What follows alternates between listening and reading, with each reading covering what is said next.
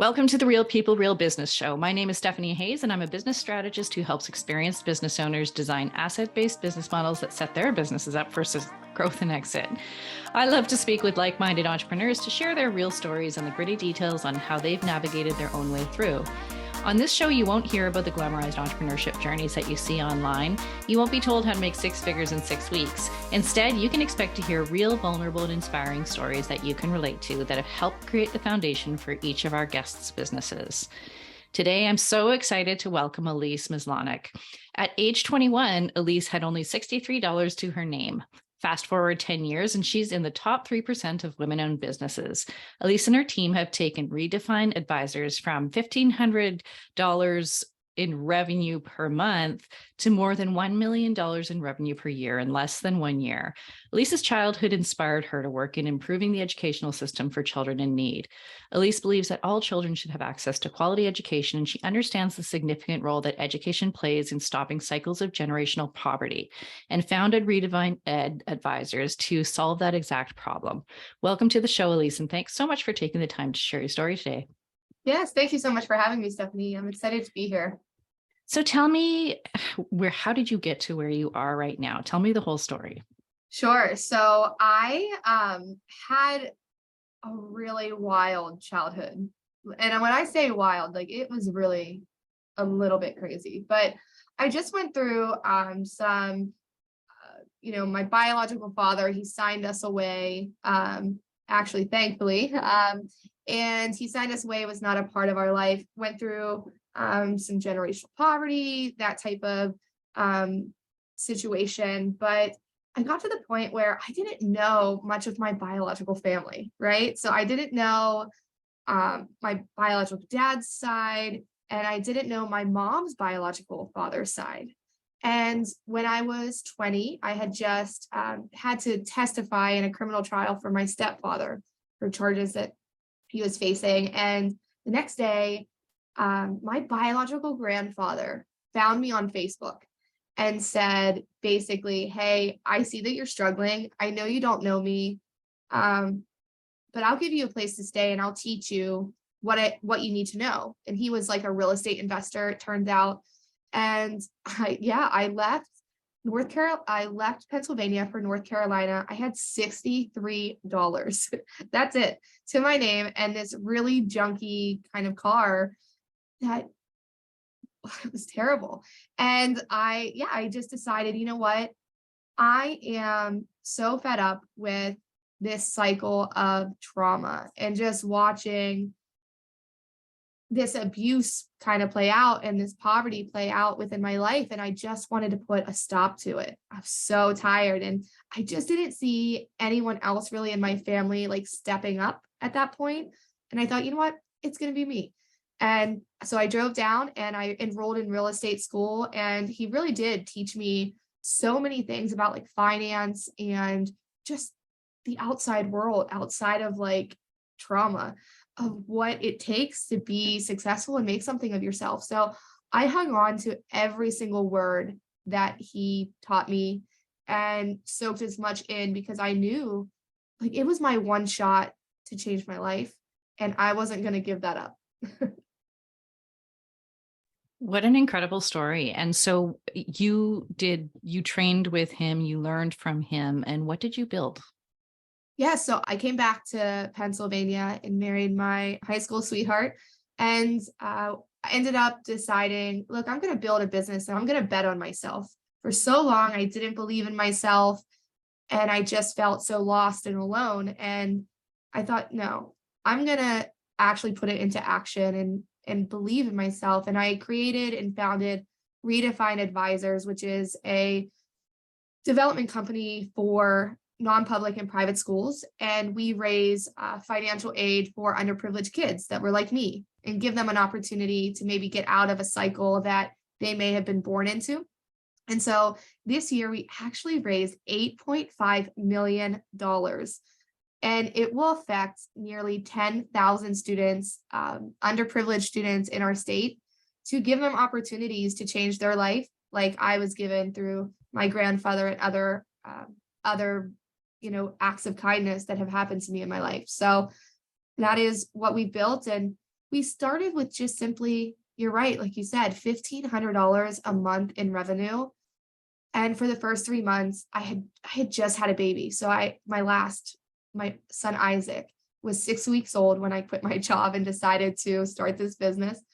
And for the first 3 months, I only had like one school sign, and I thought, I can't do this. Like, I'm gonna have to like admit to my husband that I made a mistake, and I'm gonna have to like go do something else, get back into banking or something. And the next week, I signed a contract for nearly $250,000 with multiple schools. And it was at a time where I was about to give up. Like, I genuinely was about to give up. And that next week, it happened for me. So if anyone could really take away anything from my story, is really just don't give up. And in those moments where it seems so dark and like there's no possibility, just hold on a little bit longer, because oftentimes right before success, there's a lot of darkness before it happens. I mean, I can attest to that for sure. And that's very, very true. And I want to go back to, just weighing in on this mission because, I have a parallel life that in the education world and in the education space. And I work down in for Detroit Public Schools in their reform school district, which was so eye-opening because what they do is they take sort of their 12 most underperforming schools and they put them into this reform school district, and then they work with them until the performance is up, and then they turn them into charter schools. So walking into those schools was just mind blowing because up here we live in this, the cradle of privilege, and we don't have inner city, we don't have the same conditions. And when you walk into those schools, you realize that what those teachers are fighting for is to get the kids to school every day. And they might show up at one school one day and another school another day because the family has had to squat somewhere and then has been, displaced and has to go somewhere else. And even getting the kids to commit to school is a challenge in itself. So it was really, really eye-opening to see how much education and poverty and financial status is so tightly coupled. And I wondered if you could comment a little bit on that mission and how important and critical working on both those things at the same time is. Yeah, absolutely. So our entire goal for our company is to bring equity to K-12 education, because we know that that is the key for the next generation to be stronger, more vibrant, and more whole, right? To give back and to flourish for generations to come. So for us, what we learned, very much like your experience, is there are what's called underperforming schools in our state. And just year over year, it's the same schools, right? And how unfair is that for students that are kind of stuck in those situations where they don't have the resources or those tools to really get out of where they are. And I look at my life and that education that my grandfather gave me and through real estate school, like if I did not have that, by every account and every statistic out there, I should not be where I am. But thankfully, I had that kind of intervention that said, okay, I'm going to teach you something that in your current situation, you're not being taught. Right? So for us, getting those funds for students that are underprivileged, they come from a family that needs financial help, to give them those scholarships so that they can attend another school and get out of that system, gives them the opportunity, kind of like I had, where it was a hand up. And sometimes all you need is a hand up. And that's why it's so important to me, because for a few $1,000s, I got a scholarship and it changed my life. And here we are, $8.5 million, and 10,000 students' lives are being changed. And you think of what that can mean for their entire family and their entire generation beyond them is phenomenal. And I think it's also about them seeing that there's another possibility, right? That there's another way. Because when you sit and talk to some of these students, they, they just, their lives are not the same, right? Their lives are not made up of, oh, get up in the morning, have my morning routine, go brush my teeth and get ready for school. No, they're waking up and they're like, I'm hungry, or, mom and dad need me to go and work, or, this isn't a priority because I'm trying to stay alive. Mhm. And so that generational poverty is incredibly effective in terms of whether they do or they do not stay in school, and understanding that there's another way to live is so I critical. I agree with you. And I always say, like, poverty is one thing, but oftentimes poverty breeds other, forms of like domestic abuse and other issues that oftentimes just go unnoticed or just ignored because it's hard to talk about, right? But you're right. There are kids that come to school and they're sleeping through class and they get in trouble, but they're sleeping through class because mom and dad were fighting and throwing fists the night before and they didn't get any sleep, like that is the reality for so many kids. And oftentimes those situations breed this trauma responses, right? So it's not necessarily the child being defiant or, a tough kid. It's they are constantly in this state of fight or flight.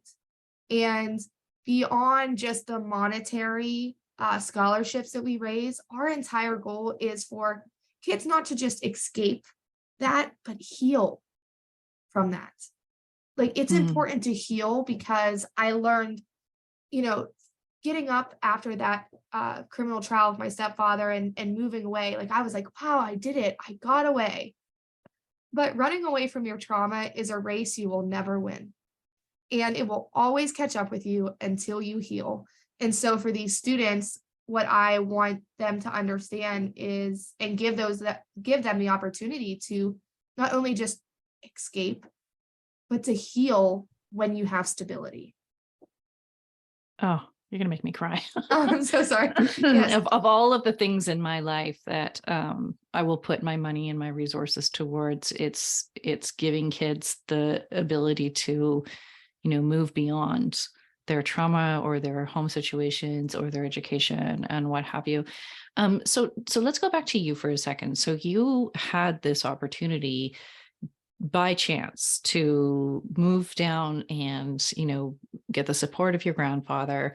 So what did you do? So you got your real estate, you went to real estate school, and did you practice real estate? Did you, did you work in finance? What happened?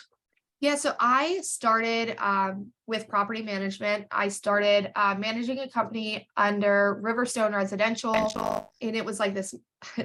I started 20 years old. I went down. I was just waitressing at an Applebee's, and then once I graduated, real estate school, I ended up being a property manager, and I loved it so much. I ended up working for like a home builder, a developer, and selling new construction and custom homes to people. And so I did that for as long as I stayed in North Carolina because the housing market was wonderful down there, right? But I ended up reconnecting with who is now my husband, and he lived in Pennsylvania. And when I moved back to PA, the housing market is not as strong as it was in Charlotte, North Carolina. So I did go and choose to get into financing and banking. So I did a lot of banking. I worked with a lot of businesses and business and commercial lending. That gave me a great background, I think, for my business.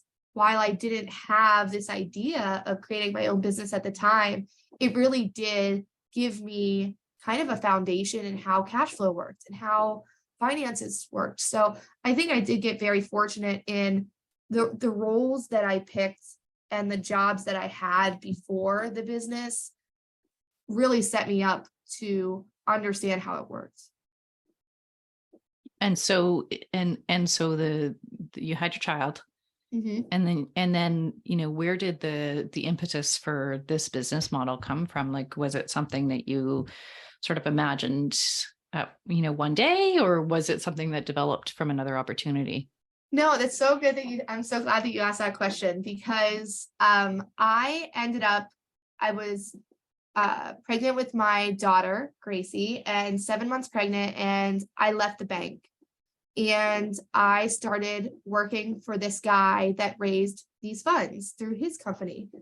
And they were the same funds that I received as a child. And I just became like so passionate about my work. And his company was just growing. I was going out and we were getting more business, more schools signing and more partnerships.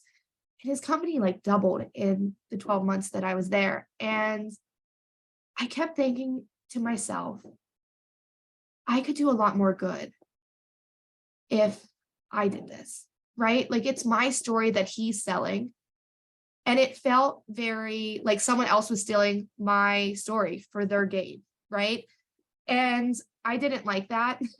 And I felt like my whole life, everyone was trying to speak for me and tell me how I should feel and just kind of use me as a prop. And I got so tired of it.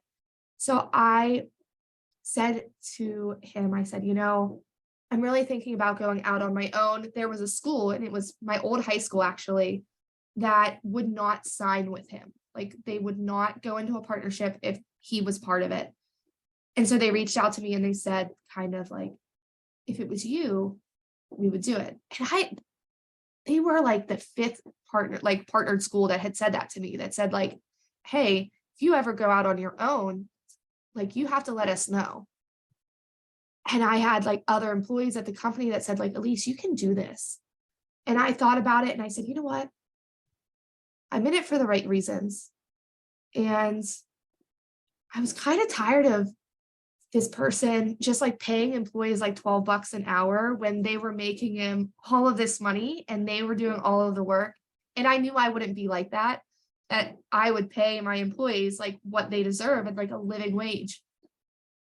So I had my third child, and 6 weeks later, I was like, no, I'm going to do this. I'm going to do it. And it has grown so much. We went from one school, I think we're at 42 schools now.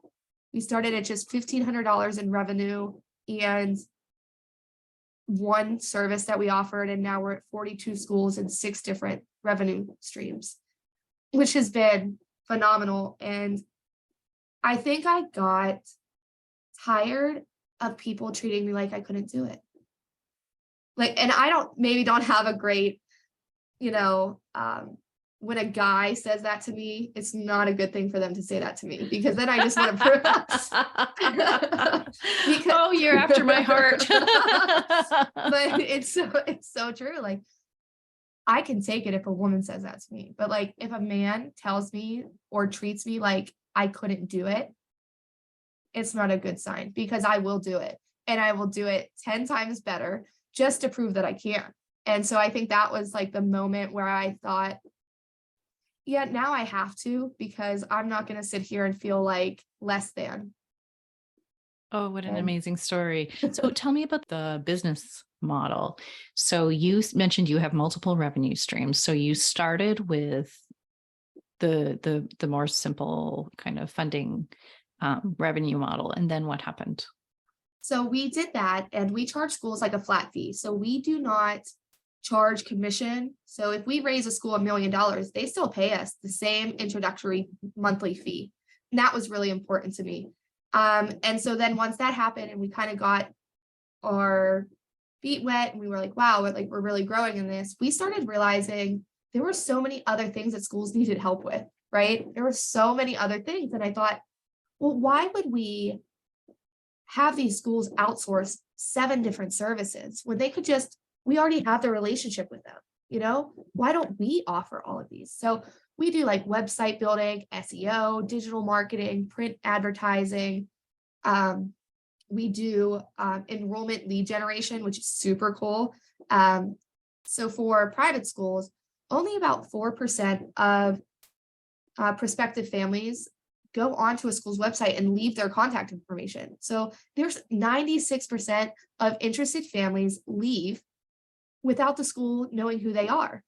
And because oftentimes they see the tuition and they think, well, I can't do that. So they leave, not knowing there's so much financial aid.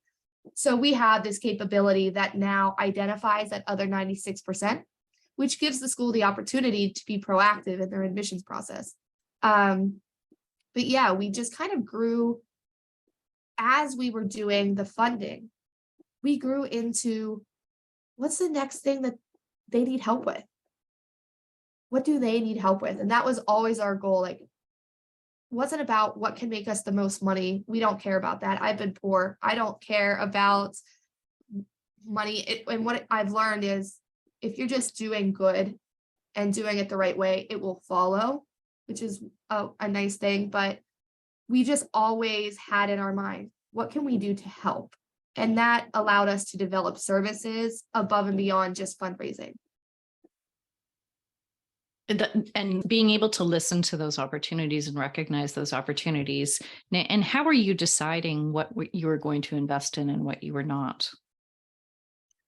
So I love the team that I have, and I value every piece of input that they give to me. And there's 2 other women that I meet with that employees every morning at 8 a.m. We jump on a Zoom and we hash it out.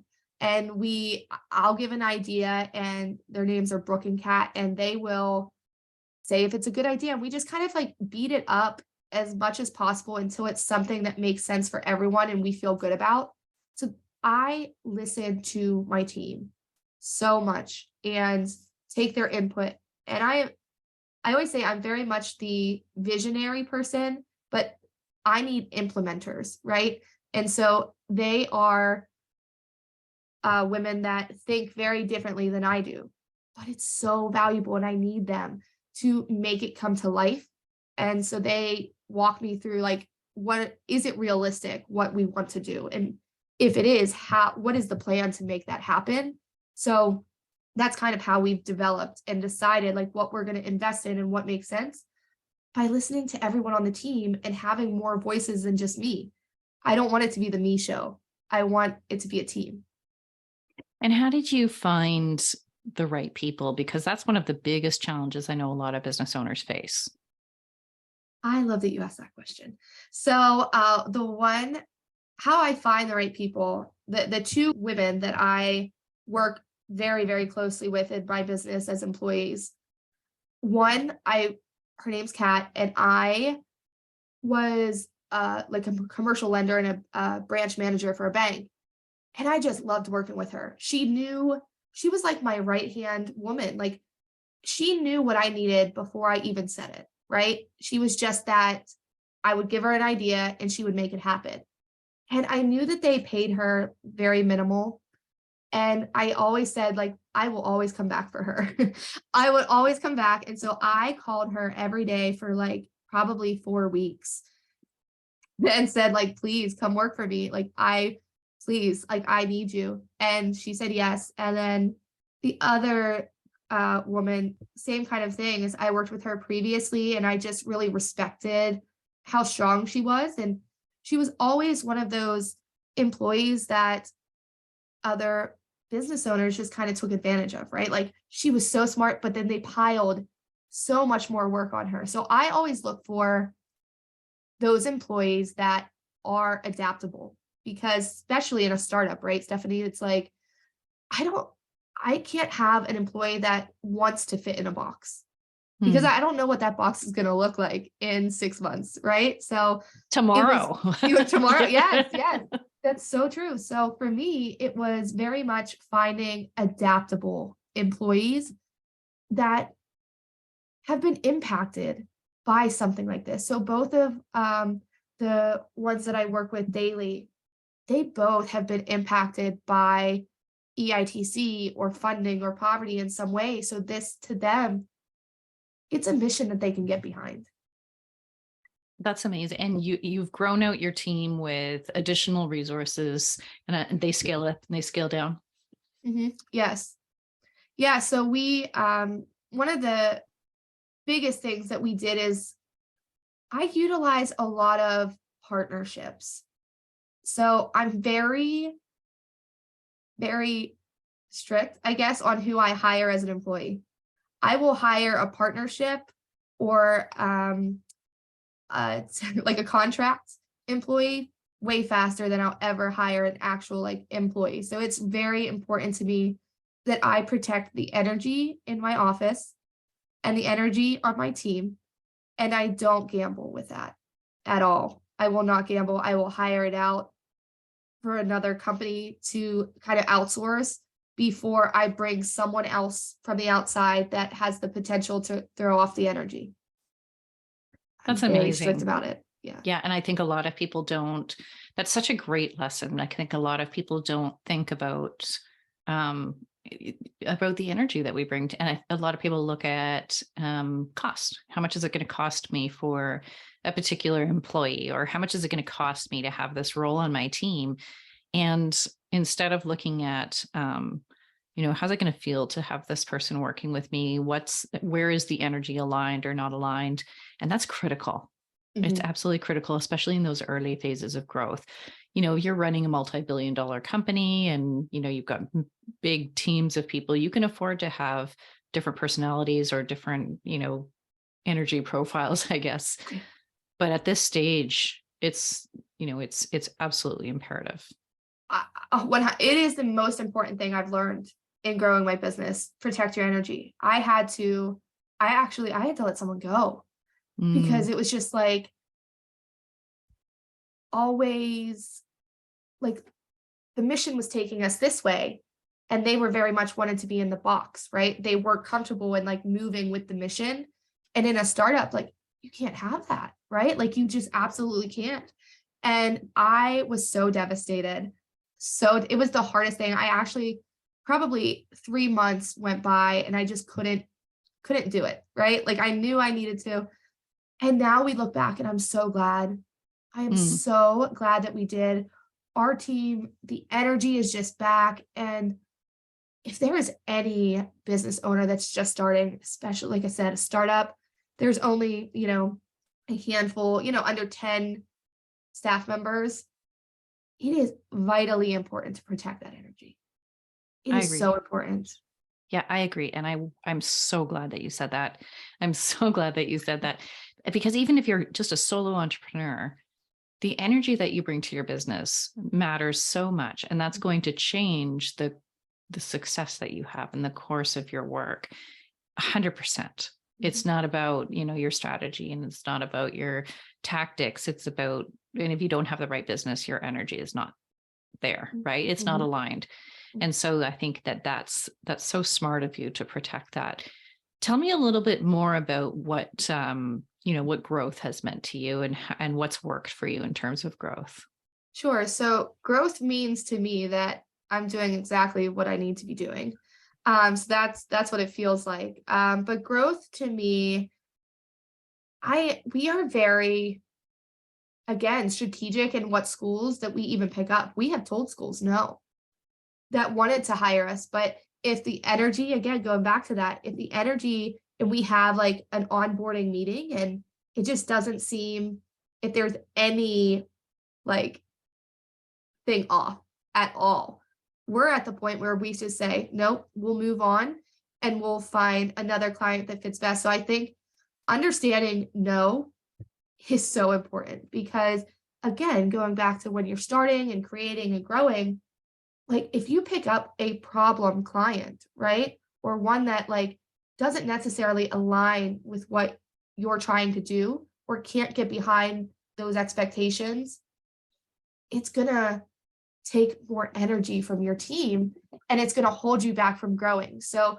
we've always been in that mindset that we would rather say no to a company, to a school, than for a school, us to get into a situation where it ruins our reputation.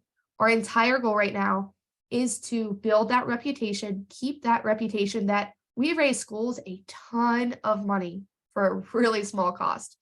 And I don't ever want to get into a situation where we sign on a school that we didn't really feel good about, weren't sure if we could do it. We sign them and we're not successful. I don't want that. So we only grow strategically in that kind of way. And that's important to us.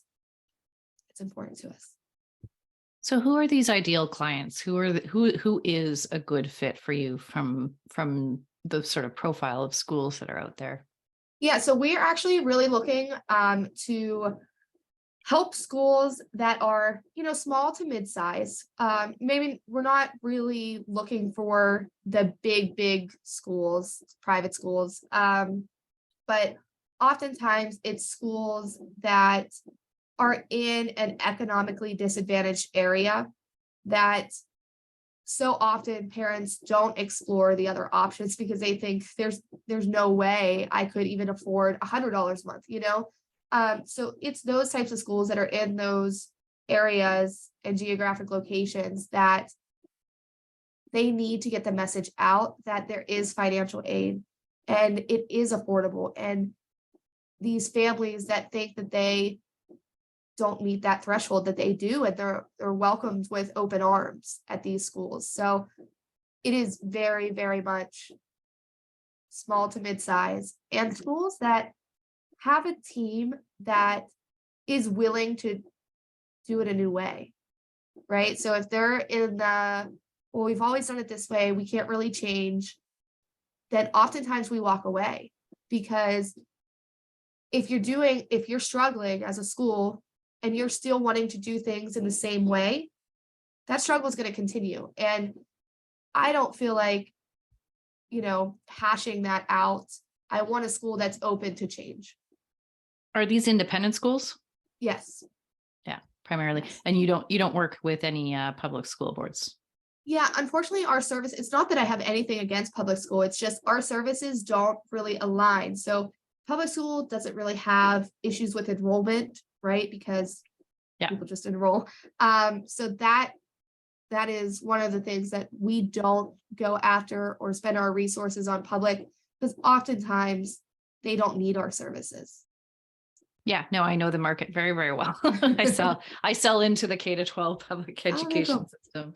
But from a technology perspective. And so it was curious to me whether there was a fit for you guys in public schools too. But I've also worked with a lot of independent schools and getting their systems and their processes all up and running. And I can totally understand that a lot of these, little independents, they're pretty like tight on staffing, and I've seen the willingness for change. And sometimes it can be even harder to get those clients to be open for change than with a public school system. Yeah, absolutely. Some of them, it's like, we kind of gauge it after our first meeting. The three of us, we kind of jump on a Zoom and we're like, okay, what did you feel? Like, do you feel like this is a pliable staff, right? Like, are they going to be able to kind of move and shake in the way that we need them to make them get them funding, right? Yeah. But you're right, it is very different depending on the school. But I think a lot of independent schools and private schools, they're at a point where the cost of education is just skyrocketing. And they know that they have to do something different because they're not going to survive doing what they've always done. So I think we've been lucky with that. Yeah, and I love that. And I've, at some of these schools, I remember seeing a few of the kids that had come from public school on scholarship. And, it's an interesting sort of cultural conversation, because the kids who came fully funded have a slightly different, sort of culture than the kids who came from public school. And I remember talking to one of them, and they were saying they always felt a bit like an outsider because they weren't, their family didn't have the money and that sort of thing. So how do you navigate that? That's such a good question. Oh, you have some good ones, Stephanie. But I actually felt that. So I was one of those kids that came from public school. Like, I got a scholarship. There was no way my family was going to be able to pay for it. And, all of the girls that I was friends with, like, their parents were lawyers and business owners. And like, I did struggle with that for a little bit, because I'm like, I don't want them to come over to, like, how am I supposed to have a birthday party? Right? Like, they're living in these mansions and here I am, like, in this house, like, I would be embarrassed, right? But I also think being exposed to families that have achieved those things is far outweighs, I think, that nervousness or that feeling of like an outsider, because at least for me, like I got a glimpse of what life could be. And that was really cool. So I tried again, I felt like an outsider for a little bit, but I think that's just normal for you to feel like, and I think any child going through or being in a different group could be like that. And I had to move at one point, and there was not a private school in my area, so I had to go back to public school. We had to move, and so even going like from private school back to public again, it was like I remember going and like tearing up, feeling like such an outsider. So I think it's a lot of it is just the new environment, feeling like an outsider. Well, and then they come home and they're not like one of their community anymore because they've grown up in a community of poverty or even just like lower middle class or whatever it might be. And I think that in that environment, the family unit is not used to and can be actually almost agitated about money and people with money. And there's this us versus them. So I imagine some of those kids have to also kind of deal with that they go back to their family unit. Their family unit is, foreign to them now too, because they've got this other community that they're part of. So it's such an interesting conversation that's about more than just giving kids financial opportunities. It's like, well, then what do they need to be, how do they need to be supported to be able to live inside these two different environments? Yeah, I 100% agree. Just because everything that you're saying, I have felt like you go to a new school, all these, well-to-do families, and then you go back to your family and you do feel out of place there, and you feel kind of out of place at the school. And I do think going back to, it's all about healing on that journey, not just about the finances that we give to kids. But I would love to see going forward us at our company at one point start really diving into how to help these kids in the more support services that they may need, because I don't necessarily know that infrastructure has been built up at public or private schools for kids, really. So I would love some more emphasis on that, because if you're saying that, I'm saying it, and I've met so many other people just like me that say the same exact thing, and it would have been nice to maybe had something to help combat that at a young age. Yeah. And then there's also the kids, in a lot of the independent schools, they're away from home, they're away from their families, they're on their own at very young ages. And even though they're well taken care of, they're still alone, right? And they're still without their core family unit. And so I think there's all sorts of things that go along with, the privilege associated with being able to, get the kind of education that really was going to sort of propel them forward. Alyse, you're just fascinating. And I have just really, really enjoyed this conversation. I have one question that I ask everyone on the show before we go, and I'd love to hear your perspective as well. Show's all about being real and the real stories and the sort of nitty gritty of what it takes to build a business. What to you is the difference between what we hear out there in the business world and the online business world and what's real about being a business owner? I think that it is oftentimes we see these business owners just like, in their headshots, right? And their, pretty little magazines and all of these things. But at least for me, it's not like that at all. Like it is a lot of me running around like in sweatpants, trying to get my kids ready, like trying to make sure I can get to soccer practice and make sure I, do these podcasts or these recordings or other things like outside of my family life. So I think oftentimes we see all of this glamorized business owner, like, look at me, look what I've done. But so much it's about the team that they have around them. And that is such a shame, I think, and such a disservice to business owners and aspiring business owners that we only show like the people in front, like the CEO or the founder. Like, I'm not afraid to admit, like, I would not be here today without those two women behind me that have my back and the rest of my team. Like, I would not be here, and they deserve all of the praise, all of the award and recognition. And so it is about those women and those business owners that get up every single day without the applause, without the recognition, and without the fanfare. But yet they still continue through hard times and struggling situations, and they still go on because they're trying to complete a mission. So I would say, don't get hung up on all the glamorized stuff that you see. And it's never about one person. It never is. So don't get stuck on that. I love that. Thanks. Amazing. Thanks. We're coming up on time. Can you let people know where they can find you? Sure. So I have our website is redefiningeducation.org. That's where you can find more stuff about the business and what we do. I am on LinkedIn, actively, always on LinkedIn. It's like one of the only social medias that I really actively post on.